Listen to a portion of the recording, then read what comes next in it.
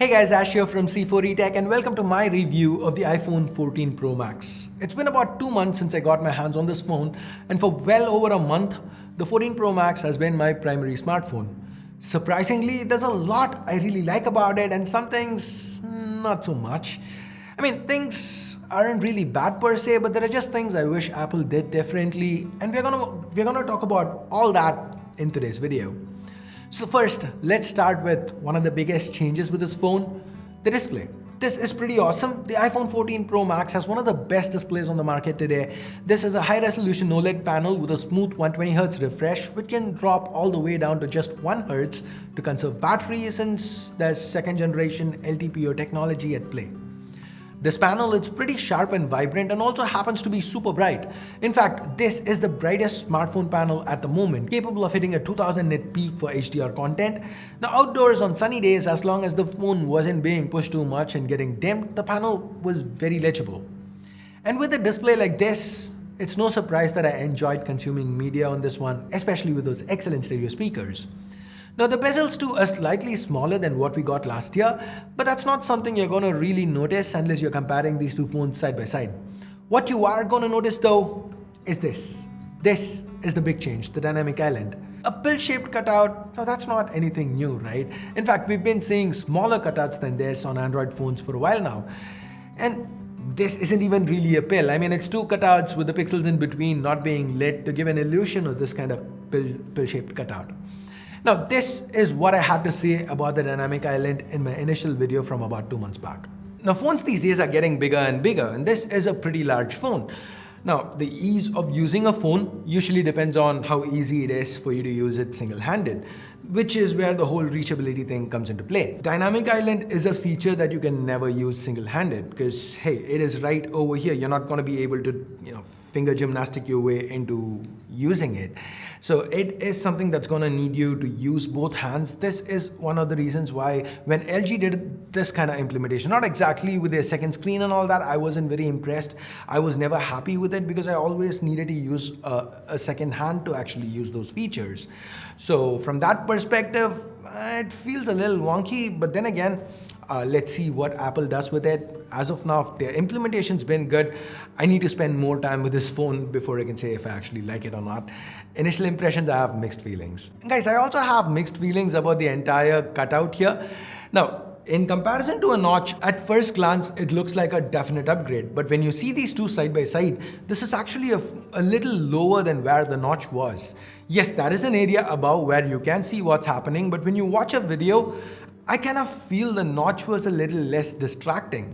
Again, very early impressions. I'm going to have to spend more time with this phone before I can say for sure if I find it annoying or if I find it intrusive. But for now, I do most definitely have mixed feelings about it. Well, now that I have spent more time with it, I can with a clear conscience say that the pill being slightly lower than the notch, that's a non-issue. It didn't really bother me. Once the initial adjustment period was over, I kind of got used to it. The whole dynamic island being something I can't reach single-handed, well, that part is true. But again, I kind of feel over time I did end up getting used to that too. In fact, these days I find myself enjoying the convenience that dynamic island brings with it. Like say when I'm listening to music and I want to switch to something, it's just right there up top. Guys, now with a lot of brands, we see features being marketed and demonstrated a lot at launch, like a big deal being made out of some stuff. Features that you don't actually find a lot of use for once the novelty wears off. Dynamic Island is not that. It's something, like I said, I've genuinely grown to enjoy using. It's something that's actually become part of my regular day-to-day use. I wouldn't go as far as to say that it's a feature I miss when I'm on Android, but as long as I'm on an iPhone, I appreciate the fact that it's there. You know what else you would appreciate if you own an iPhone or rather any Apple product? Protection. And that brings us to a video sponsor, Servify. If you want to protect your new Apple device against accidental damage, things that aren't typically covered by a regular warranty, like say if you drop your phone and break your screen, you can do that by going for Protect Plus with Apple Care services. Repairs are done by Apple authorized experts using genuine Apple parts with even same-day service for iPhones in a lot of cases. You also get priority software support with Apple experts available 24/7 by phone or chat and no questions asked global coverage. You can buy Protect Plus with Apple Care services along with your Apple device. If you missed out on buying it right away, you can still do it within the first 60 days. There's even an option to buy it with a no-cost EMI. To know more about how to extend warranty and protect your Apple device against accidental damage, check out the link in the description below. Now coming back to the phone, one of the biggest trends of last year's 13 Pro Max was its battery life. And this year's 14 Pro Max continues on with that trend. You get more or less the same battery life as last year's model. In other words, even with heavy use, you shouldn't have any issues getting through a full day on a single charge. Now, if you need to plug it in, there is support for 20-watt charging, which should get you about 50% in 30 minutes, and up to 15 watts wireless via MagSafe and 7.5 watts wireless via regular Qi chargers. Personally, never once outside of testing did I charge this phone wired, because pretty much everything I use is Type-C these days. I mean, right from the Android phones I use to the tablets, laptops, Windows handhelds, Linux handhelds, Chromebooks, e-readers, TWS earphones, the Steam Deck, hell, even my vape products, they're all USB Type-C. So I have a lot of charging areas set up around my home and office for when I need to plug something in, and the iPhone with its Lightning connector, it was an inconvenience. So I just ended up using slow AF 7.5 watt Qi wireless charging all the time. Now the good thing here is that, like I said, the battery life, it's excellent. So I never found myself needing to plug it in before the end of the day. So in the night, I'd go ahead, drop it on a wireless charger and pick it up in the morning, and all was good. Personally, I make it a point not to have my phone by my bedside at night, because when I do, I find myself checking social media, going down a rabbit hole on Reddit or YouTube. I find that I end up doing that when I'm supposed to be sleeping. Now, if you can relate, if that's something you do too, leave a comment down below, let me know. Now, the reason I'm talking about this is because that is probably why the next issue, it doesn't feel like a big one for me, it doesn't really affect me. But if you are someone who leaves your phone on the nightstand, it might actually annoy you. I'm talking about Apple's always-on implementation, where with Android, pretty much everything barring a few pixels are turned off with the always-on functionality. Apple just ends up dimming your entire wallpaper. Now there are some nice touches like the image getting tucked underneath the clock and so on, but the fact that the entire screen is still technically lit might be something that could potentially bug you. And it's not just a personal preference issue either, because it also affects battery life adversely. With always on, the battery life goes down by about 5% per day. But again, given how good the battery life is on this phone, I never found myself wanting to turn that feature off.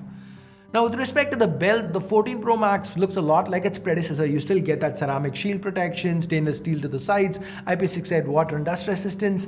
That said, you can't really use a 13 Pro Max case with this one. The reason being some buttons have been moved around, and more importantly, the camera module is a little larger. Talking about that module, in my humble opinion, the 14 Pro Max, it's gotta have the most balanced cameras amongst all phones. Now there are definitely phones with cameras that do certain things better. Maybe it's fancy variable aperture stuff, maybe it's optical zoom, the reach that's possible. The Pixel, for example, does much better with software processing.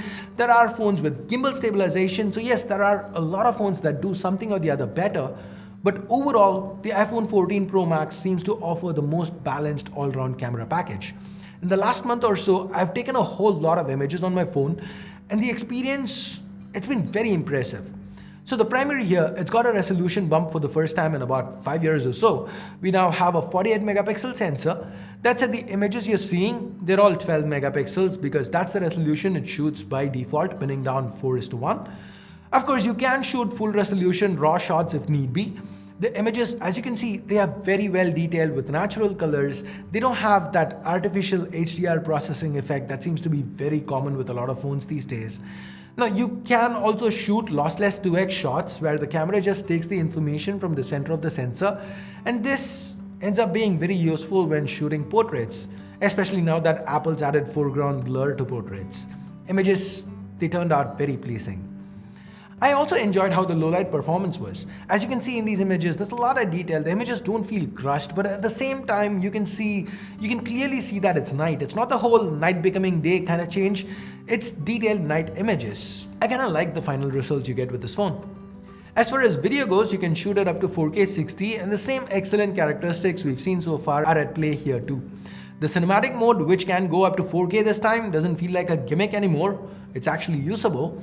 And then we have the action mode that offers stability for those fast moving shots where there can get to be a lot of shake.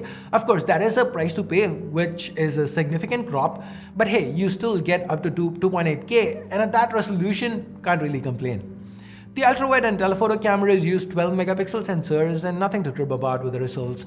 There's no real noticeable color difference between images shot via all three sensors, so Apple's done well. And this is why I call this the most balanced all-round camera package on a phone today. Now flip it around and we have another 12 megapixel sensor, this time for selfies, and it does a stellar job. And of course, as this is an iPhone, Face ID, we all know what that does by this point. For what it is worth, Apple now provides an option where you still get secure unlock even when using a mask.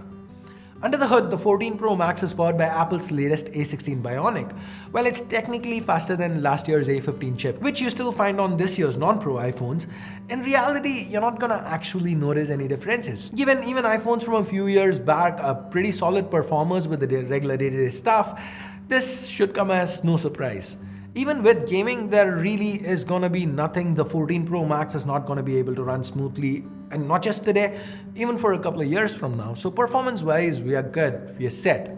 Apple's also added some new features like crash detection. So say you get into an accident, the iPhone will detect it and contact emergency services automatically.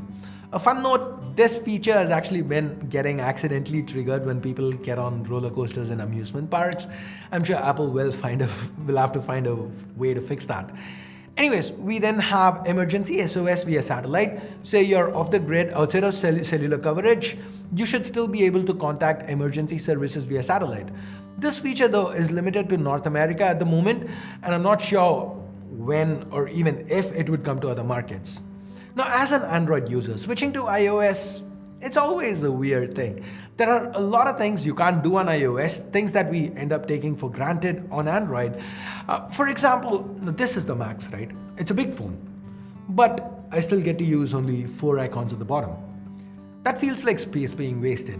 Also, the fact that the icons need to go to the top of the screen. Again, why do all these icons need to go to the top? Why can't I just organize them the way I see fit? Now on Android, my most commonly used apps, I have them as close to the bottom as possible so that I can easily swipe and hit them. But with an iPhone, I need to use reachability for that. These kind of little things, they drive me nuts. They always do. Every time I switch to an iPhone, I go through this little phase where I am really annoyed by a lot of things. But then, as with my every switch to iOS, with the 14 Pro Max too, I did get past that point. And once I did, I actually enjoyed the time I spent with this phone. And most probably, you're not gonna have to switch phones as often as I have to. So yes, there is gonna be a learning curve, but it's definitely a learning curve that you can get past. And the fact that Apple's track record with support with updates is spot-free, that makes it easy to overlook some minor Apple eccentricities with software implementation. What is not so easy to overlook would be price. The iPhone 14 Pro Max is the most expensive non-special edition / non-foldable smartphone available in the market today. Is it one of the best phones out now? Yep. Looks nice and premium with that A16 Bionic, the excellent optics, all that stainless steel ceramic shield, the IP68 certification. But it also happens to be one of the most expensive phones available. If you can afford it though, I'm sure you won't regret getting it. It is really that good. And that's pretty much my take on the 14 Pro Max. What do you think about Apple's latest flagship? Let me know in the comments below. And with that, we are at the end of this review. Thumbs up, thumbs down based on whatever you felt about it. Subscribe, turn on notifications by hitting that bell icon if you haven't yet. And thanks for watching, thanks for your time. Until next time, my name's Ash. You've been watching C4E Tech, and I'm signing off for now. You guys have a great day. Bye-bye.